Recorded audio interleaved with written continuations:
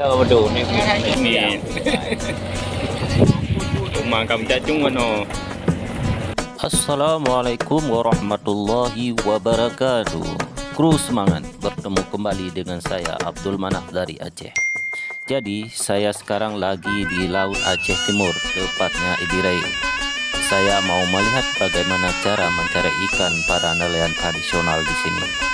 Menurut info yang saya dapatkan, saat ini hasil tangkapan para nelayan cukup melimpah, terutama ikan orga.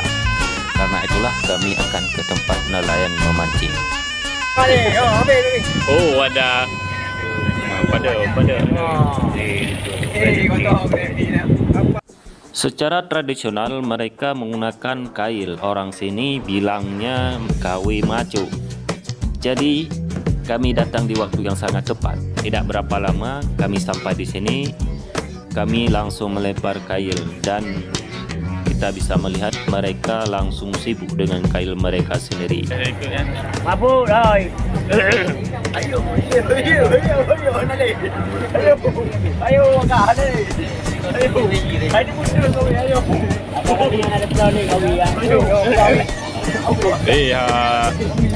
Rega. Bungkus yang bahasa Indonesia.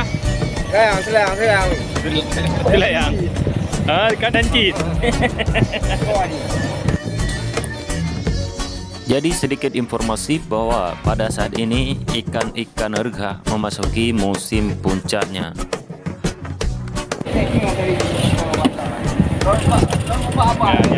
Nyan pada hasil pada maghrib. Maghrib mau? Ya, maghrib. Ya, itu bersama Bang Kuli. Bang Kuli, mana komentar Bang Kuli?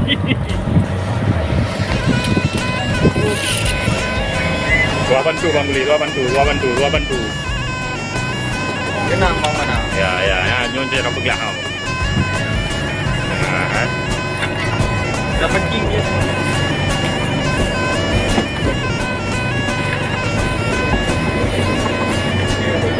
Yang kerandu, juga tadi membelah nu juga.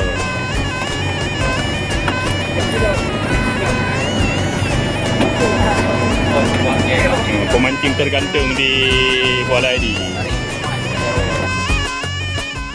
Kita bisa melihat bahwa sekali tarikan mereka bisa mendapatkan ikan sebanyak 5-10 ekor. Ini karena sebenarnya lagi musim ikan erga. Jadi ikannya sangat banyak.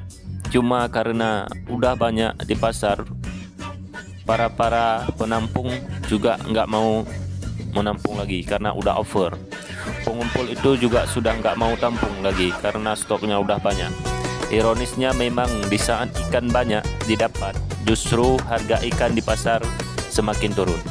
Bahkan menurut salah satu info dari nelayan bahwa harga dalam 1 kilo mereka bisa menjual hanya 25.000 sampai 28.000 per kilo.